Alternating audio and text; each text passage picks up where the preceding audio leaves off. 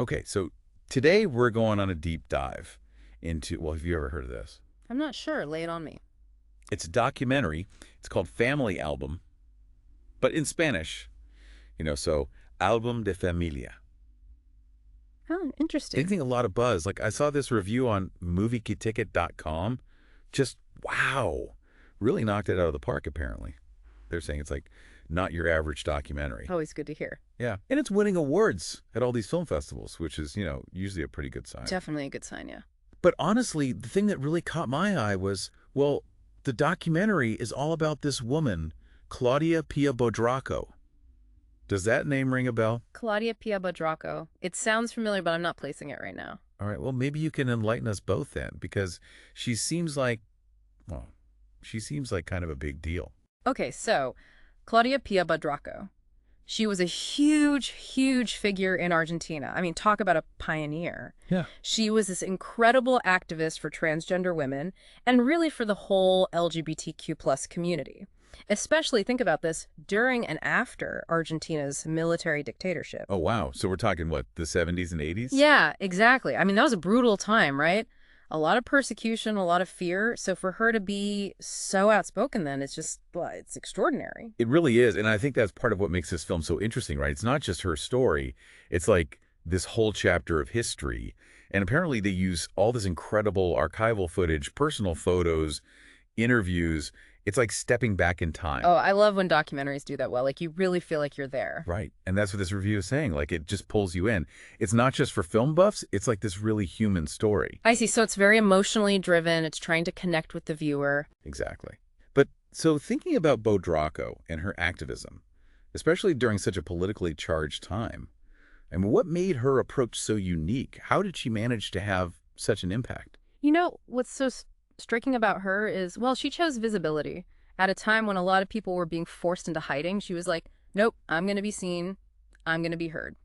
Wow, that's bold. It was. She knew that her story, her personal experiences, they had the power to challenge people's thinking, to fight for legal change. That's interesting. So she used her own story as a tool for activism. Exactly. She was a master of personal narrative. And clearly it resonated. I mean, the film won Best Queer Film at the Buenos Aires International Documentary Film Festival. That's huge. Yeah. Plus, it's been shown at a bunch of other festivals, like the Asterisk International Festival, which is all about LGBTQ plus cinema. Which is amazing. I mean, those festivals, they're so crucial for giving a voice to, well, to stories that might not otherwise be heard. Right. Like, especially from parts of the world where, well, LGBTQ plus voices are often silenced. Exactly. It's about representation. It's about starting a global conversation. Okay, but so this review I read, it calls it the film surprisingly hopeful.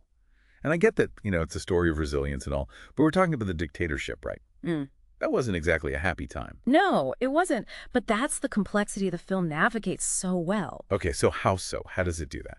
Well, on the one hand, you have the brutal reality of that era, the suffering that Baudracco and so many others endured.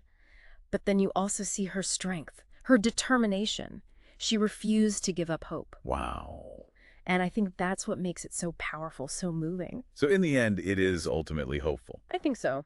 I think it shows us that even in the darkest of times, that human spirit can, well, it can shine through. I gotta see this movie. And, it's amazing to think her story, it's just one story, but it's a window into this whole social movement, this whole fight for equality. Right.